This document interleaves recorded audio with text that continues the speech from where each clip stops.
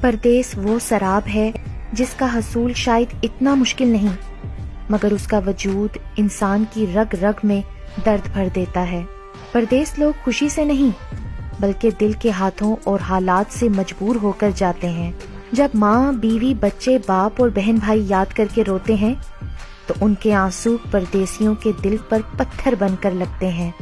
گرم ملکوں کی جلا دینے والی گرمی ہو یا یورپ ممالک کی برفیلی ٹھنڈ، درہم، دینار، ریال، ڈالرز اور پاؤنڈز کمانے کے لیے صبح سے لے کر رات تک کتنی سختیاں برداشت کرنی پڑتی ہیں۔ لمبی لمبی شفٹس لگانی پڑتی ہیں، مزدوری کرنی پڑتی ہے، اوور ٹائم لگاتے ہیں، صحراؤں میں کھڑے ہو کر، برفوں میں کھڑے ہو کر، چاہے صحت ناساز ہو، چاہے موسم خراب ہو، کھانا کھایا ہو یا نہیں، نیند پوری ہوئی ہو یا نہیں، ان کو تو بس ایک فکر ہوتی ہے کہ اس بار گھر کچھ ہزار زیادہ چلے جائیں، گھر کے معاملات اور زیادہ خوش اسلوبی سے طے پا جائیں، بہن کے جہیز میں کوئی کمی نہ رہ جائے، بچے اچھے اسکولوں میں پڑھ جائیں، ماں باپ کے علاج کے لیے پیسے نہ کم پڑ جائیں۔ وہ پردیسی باپ، بیٹے اور بھائی صرف اپنوں کی خوشیوں کے لیے، اپنوں کی امیدوں کے لیے اپنا آپ بھلا کر، اپنا آپ مٹا کر دگ و دو میں لگے رہتے ہیں۔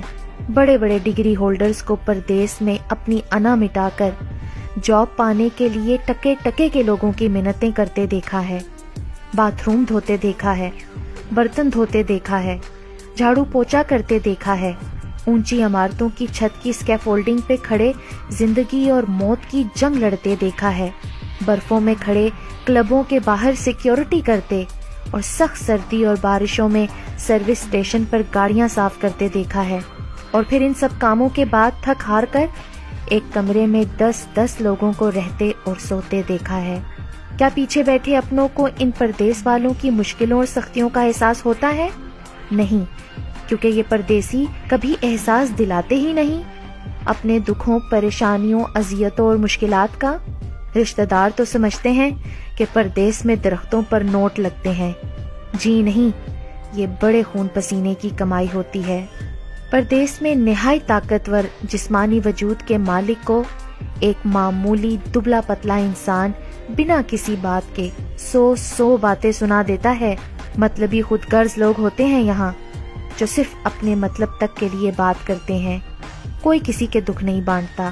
نیشنل لوگوں کو بڑا اپنی نیشنلٹی پر ناز ہوتا ہے، ورک اور اسٹوڈنٹ ویزا والوں کو تو حقارت کی نگاہ سے دیکھتے ہیں، کبھی کفیل کی ٹینشن تو کبھی کمپنی کی مصیبتیں، کبھی روم میٹ کے ساتھ سالن نہ بنانے پر لڑائی جھگڑے تو کبھی رینٹ ٹائم پر پورا نہ ہونے کی فکر، کبھی کام کا نہ ہونا یا وقت پر تنخواہ کا نہ آنا تو کبھی مالک مکان کی جلی کٹی باتیں اور گھر خالی کر دینے کی دھمکیاں، اور کبھی آپ سب کی فرمائشیں۔ کتنی آسانی سے کہہ دیتے ہیں نا، لیٹسٹ موبائل چاہیے، لیپ ٹاپ چاہیے، گھڑیاں چاہیے، پرفیوم چاہیے، تحائف چاہیے، تقریبات کے لیے پیسے چاہیے۔ یہ بھی نہیں سوچتے کہ ایک موبائل کی قیمت ان پردیسیوں کی 2 مہینے کی کٹھن اور مسلسل محنت کی کمائی ہے۔ پردیس والوں کو جھوٹ بولنا پڑتا ہے کہ مزے سے ہیں، خوش ہیں، خوب کھاتے پیتے ہیں، موج مستی کرتے ہیں۔ وہ سچ نہیں بتاتے اور نہ ہی احساس دلاتے ہیں کہ اداس ہیں، پریشان ہیں، فکریں ایسی ہیں کہ ہر وقت کھائی جاتی ہیں۔ پردیس میں جا کر کہاں اپنے وطن جیسی موج ملتی ہے؟ وہاں پر بیگانے لوگ ہوتے ہیں، پرائے لوگ ہوتے ہیں، وہاں تو کوئی تسلی دینے والا بھی نہیں ہوتا۔ وہاں ماں نہیں ہوتی جو کام پر جانے سے پہلے پوچھے گی بیٹا تم نے کچھ کھایا ہے کہ نہیں۔ باپ موجود نہیں ہوتا جو مشکل کے وقت کوئی سچا اور اچھا مشورہ دے گا۔ بھائی نہیں ہوتے جو ہمدرد ہوں گے، بیوی نہیں ہوتی جو دکھ سکھ کی ساتھی ہو، بچے نہیں ہوتے جن کی ایک مسکراہٹ دیکھ کر غم کا بوجھ کم ہو جائے۔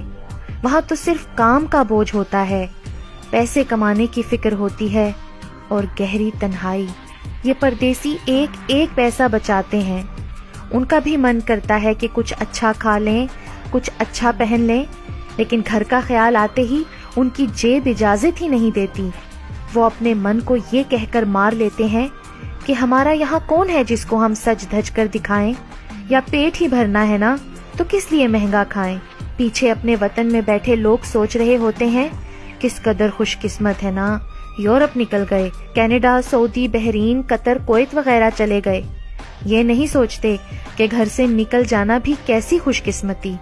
پردیس میں ہر شخص اس وقت مر جاتا ہے جب ماں فون کر کے کہتی ہے بیٹا پیسے نہ بھیجو، گھر کا چکر لگا جاؤ، ہماری زندگی کا کوئی بھروسہ نہیں۔ اور جب بیوی بچے کہتے ہیں کہ گھر جلدی آؤ، آپ کی یاد بہت ستاتی ہے۔